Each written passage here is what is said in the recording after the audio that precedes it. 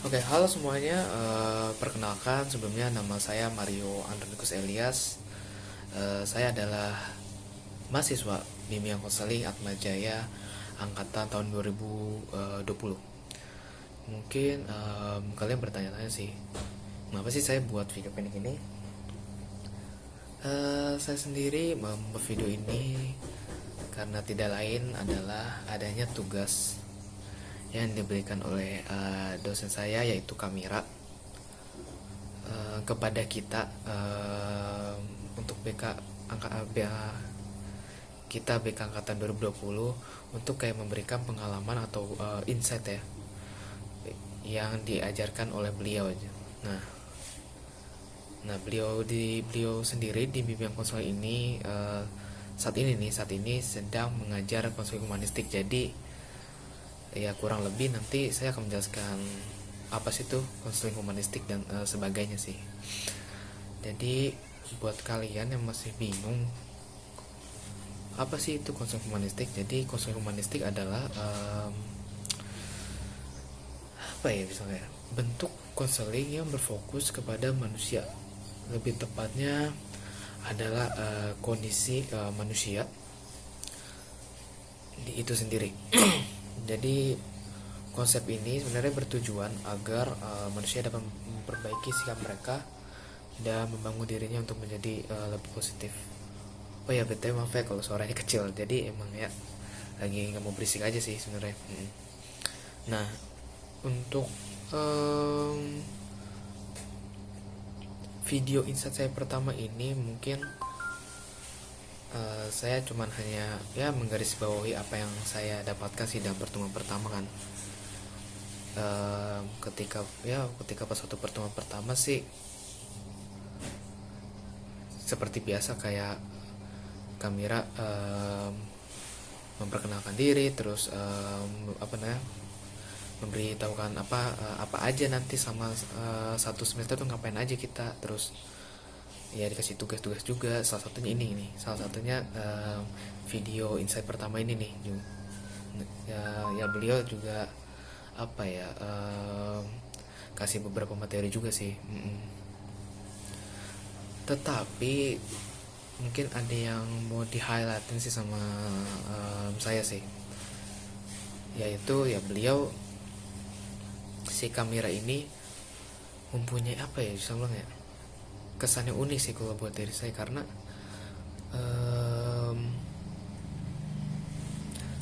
ketika awal pertama perkuliahan dia itu baru kemarin sih dia tuh tiba-tiba suruh salah satu teman kita suruh pasang lagu gitu.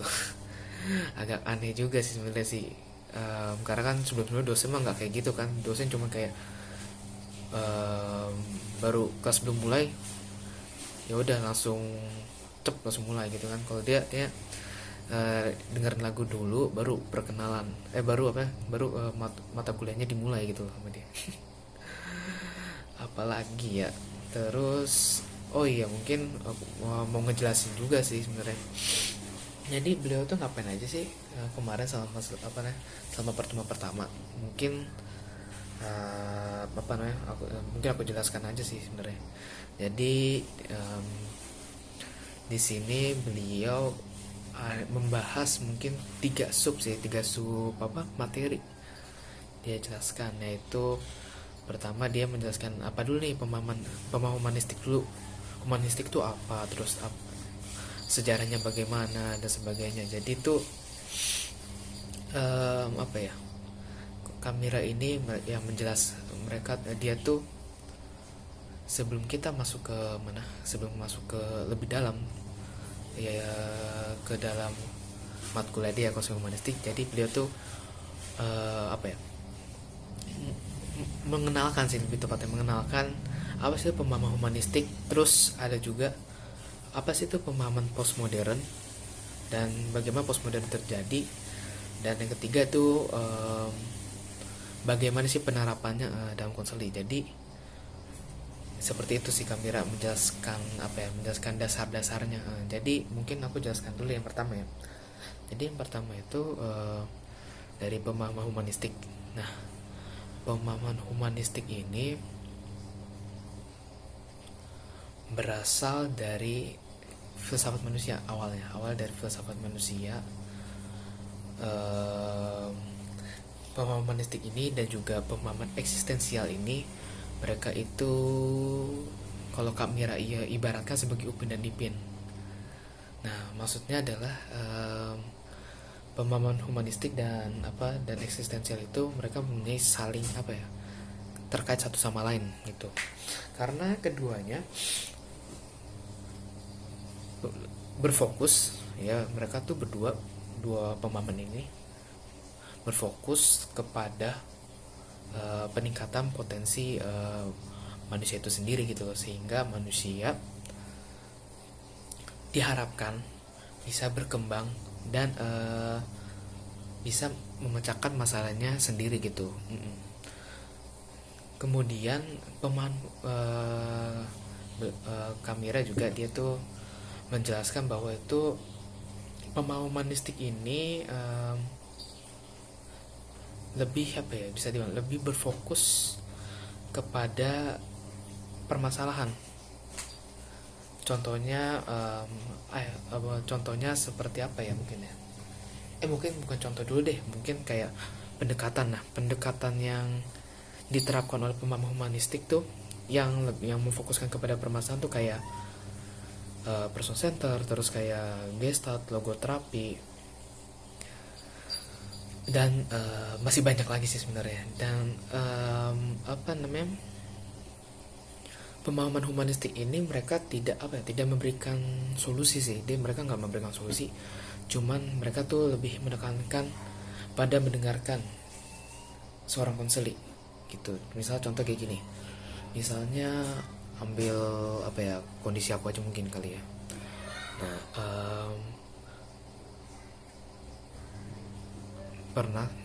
bukan pernah sih, tapi ini sendiri jadi kelemahan aku sendiri sih, kayak aku bahkan sampai sekarang ini masih ngerasain inferioritas, atau bisa dibilang kayak rasa ketidakpercayaan diri, terus rasa ingin kabur dari semua permasalahan ini, terus maksudnya pengen ngeghosting aja gitu kan. Saya pernah, dan bahkan sampai sekarang ini maksudnya saya masih sering berada di fase tersebut gitu loh. Nah, ketika saya mengalami masalah-masalah tersebut, nah seorang konselor ini nih yang menggunakan pemahaman humanis dan pendekatan person center, gestalt, logoterapi dan sebagainya, itu mereka tuh kayak harus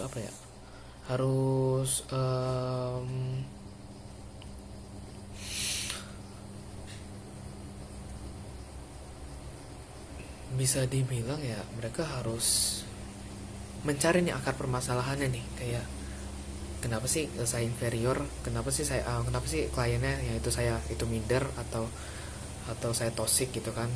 Nah, itu si seorang konselor harus mencari sih, lebih tepatnya mencari, terus mereka juga mendalami kenapa sih, apa mungkin karena masa lalunya, apa karena mungkin dia dibully, atau mungkin mereka dulu ya anak broken home atau sebagainya, seperti itu sih. Dan di pemahaman ini nih mereka tapi tidak memberikan solusi. Mereka tuh hanya mendengar doang kalau konselor ya. Jadi seperti itu pemahaman humanistik. Dan juga pemahaman humanistik itu mereka lebih menekankan kepada kondisi saat ini, kepada perasaan here and now atau pada saat ini. Jadi memang sebenarnya kalau tadi mungkin saya bicarakan, saya sempat singgung bahwa sebenarnya kalau pemahaman humanistik itu kan dia lebih menekan kepada masa lalu, dan itu kan berhubungan dengan masa lalu kan, karena kan dia menekan kepada inti mencari permasalahan. Nah, tetapi konselor, walaupun misalnya si dia kan tetap nanya ya, kayak kenapa sih kamu begini begini begini, misalnya kenapa sih mungkin Andro apa namanya menjadi minder, jadi tosi sama orang atau sebagainya kan, atau ya pokoknya hal-hal inferior lainnya lah dari diri Andro gitu. Nah, di sini konselor itu boleh misalnya menanyakan hal tersebut, tetapi konselor juga harus berfokus kepada perasaan saat ini. Jadi apa sih misalnya akibat dari permasalahan yang masa lalunya Andro? Nah, itu kenapa seperti itu. Nah, di situ konselor harus tahu nih, oh akibatnya Andro jadi minder karena masa lalunya dia, atau jadi apa sih namanya, menjadi toksik sama orang. Nah, itu konselor itu ya harus merubah hal tersebut itu loh, toksik dan apa namanya, mindernya, karena masa lalu itu apa ya, udah tidak bisa diubah, tetapi cuman hanya masa sekarang itu bisa mengubah masa depan kita nantinya gitu loh.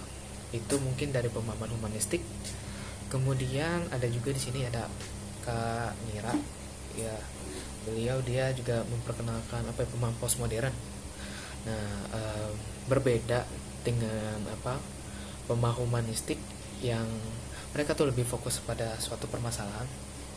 Jadi kami juga menjelaskan bahwa pemahaman postmodern itu bisa dikatakan lebih condong ke memberikan solusi gitu loh.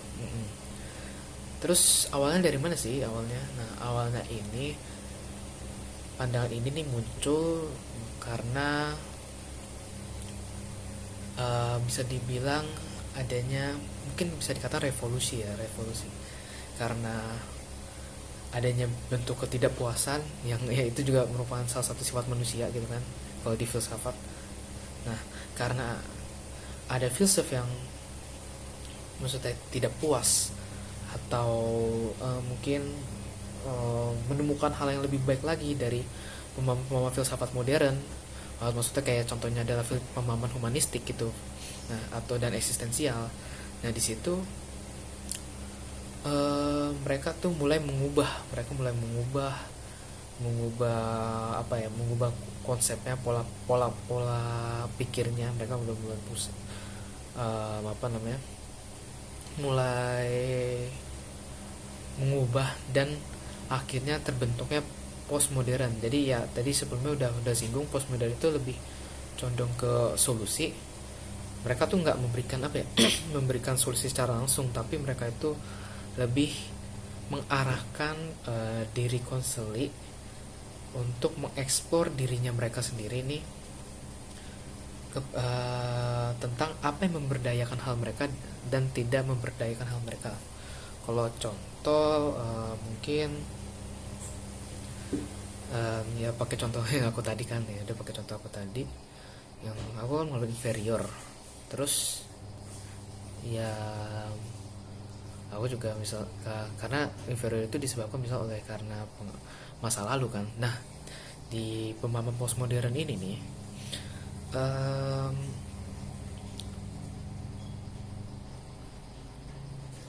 konselor itu bisa dikatakan tidak menekankan kepada masa lalu aku sih, nggak terlalu menekankan kepada masa lalu aku, tapi mereka itu mencari apa sih yang nggak memperdayakan aku, yang ngebuat aku jadi inferior, misal karena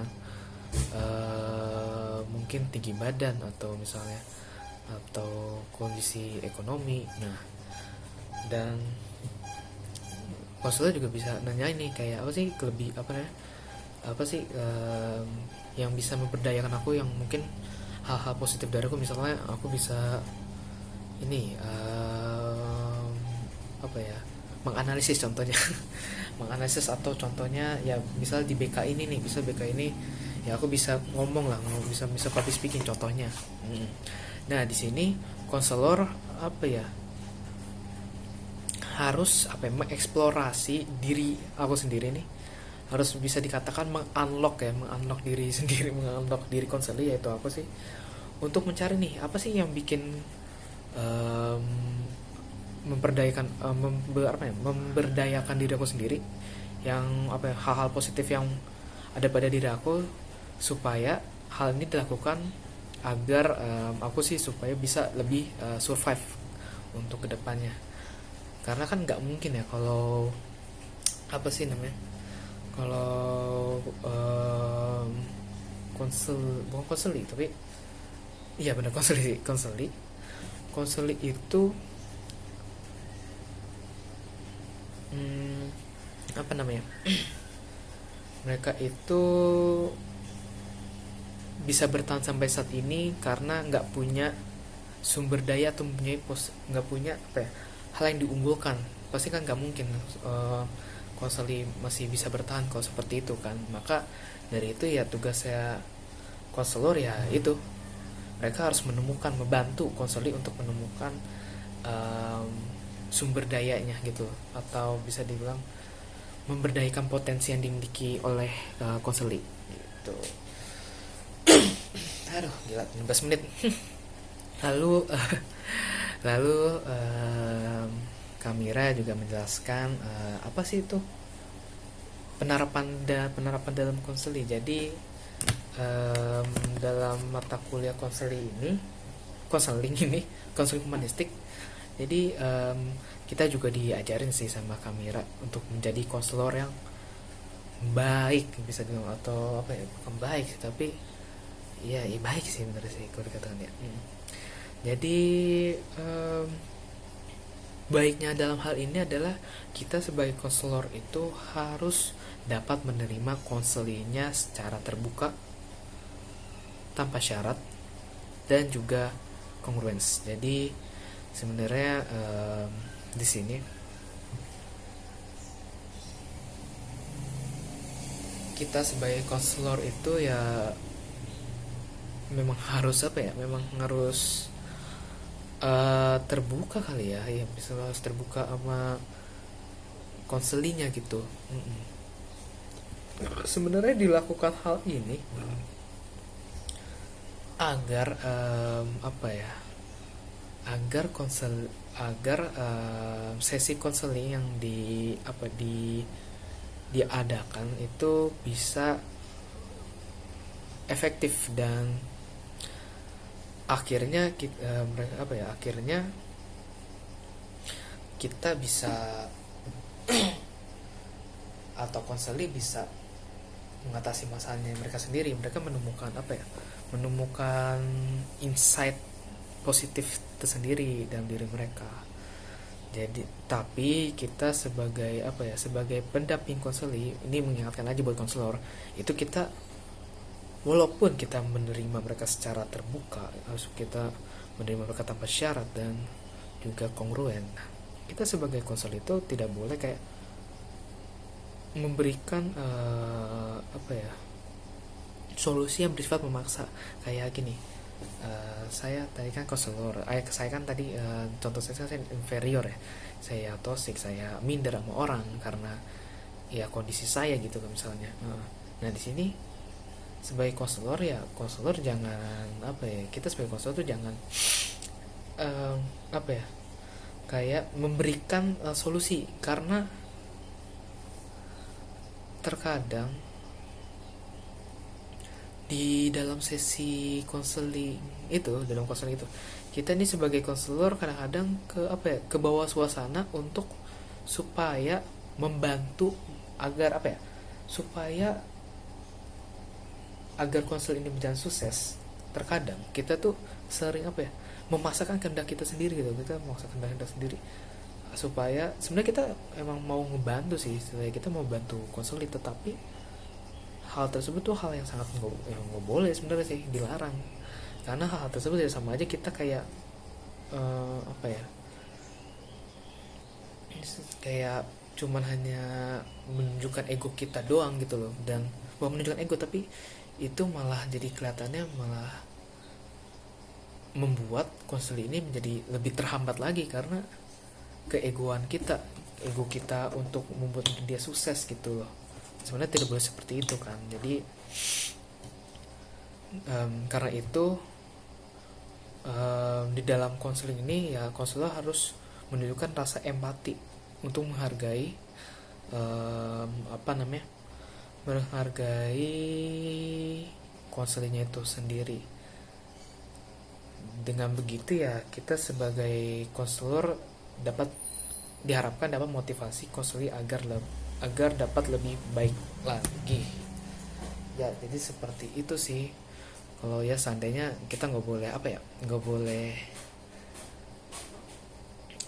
memaksa kehendak juga sih, karena kan ya kita juga tidak tahu juga kan apa sih masalah yang sebenarnya dialami oleh konseli kan ya.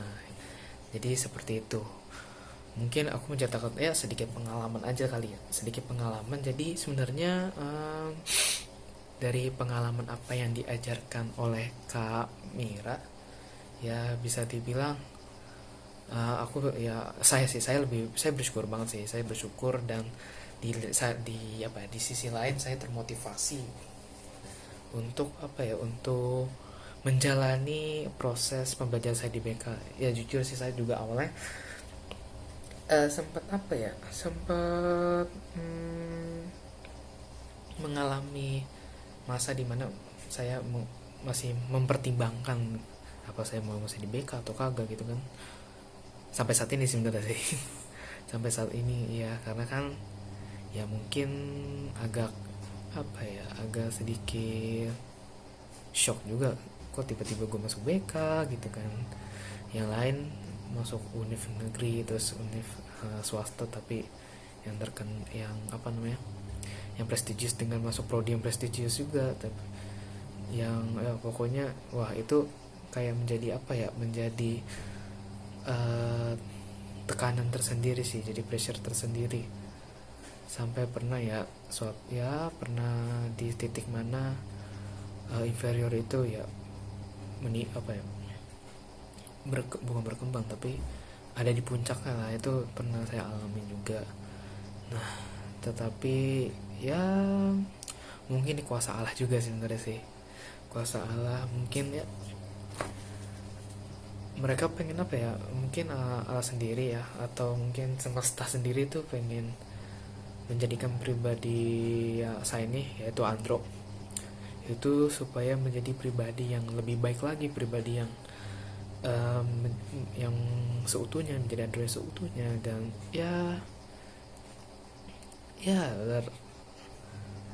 rasa bersyukur itu ya timbullah pada diri sendiri sih ya.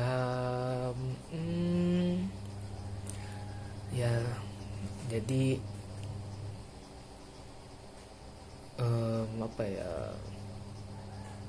saya berharap sih kalau saya belajar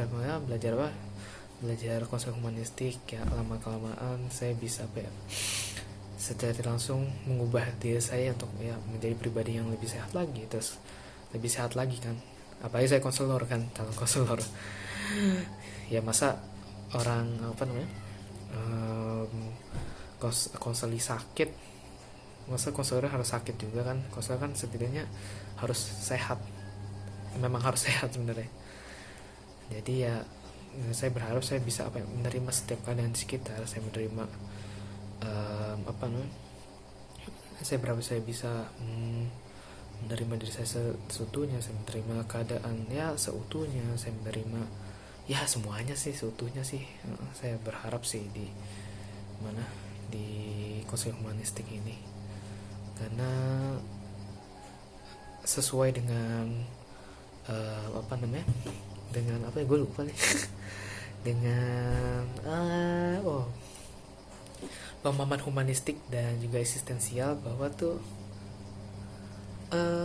manusia itu sebenarnya mempunyai mempunyai potensi untuk menjadi lebih baik lagi. Mereka tuh sebenarnya bisa mengatasi masalah mereka sendiri. Jadi jika kita yang tidak mengubah, ya siapa lagi kan gitu kan. Ya sesuai dengan perkataannya siapa sih itu namanya yang kamera pernah bahas, si Bertolino dan O'Halloran ya, bahwa tuh sebenarnya kalau sesi konseling yang paling manjur itu ya karena dari kliennya sendiri, kliennya mau berubah atau tidak gitu. Karena dari Betul dan Ohal ini mereka tuh dari 100% sekitar berapa persen ya, 40% kalau nggak salah, 40% dari tiga aspek lainnya. Jadi ada empat sebenarnya, empat termasuk klien, tapi klien ini mempunyai apa ya, mempunyai presentasi paling besar. Jadi dapat dikatakan bahwa klien itu atau konseli atau ya diri orang, kita manusia ini sebenarnya kita tuh bisa mengubah diri kita mampu menyelesaikan masalah kita sendiri, dan kita dapat mampu mengembangkan diri kita sendiri. Ya mungkin ya seperti itu sih kayaknya. Dan juga harapannya sih saya harus membuktikan sih kalau bahwa di BK ini saya bisa menemukan diri saya yang sesungguhnya, karena ya seperti itu sih. Jadi saya berharap apa ya, saya berharap saya bisa lebih bersyukur dan juga termotivasi untuk menjadi pribadi yang lebih baik lagi. Oke ya, mungkin itu aja sih ya video insight dari saya, Mario Andronicus Elias. Dan ini maaf ya suaranya kecil banget ya. Biasa lagi di rumah tuh lagi ada orang gitu, takutnya kalau ngomong malu soalnya. Ya mungkin itu aja dari saya. Kalau ada ada salah ucap atau misal salah perkataan atau mungkin masih kurang paham ya, itu mohon maaf karena juga baru pertama kali juga. Tapi ya nggak mau maaf sih sebenarnya. Nggak mau maaf juga, ngapain gue yang buat kan gitu kan istilahnya. Ya mungkin itu aja, nanti tunggu minggu depan. Ntar minggu depan saya bakal buat video insight lagi. Ntar nanti saya ceritain ntar apa sih yang saya dapatkan di dalam konseling humanistik ini nih ya. Oke deh, jadi sampai jumpa, dah. Oke.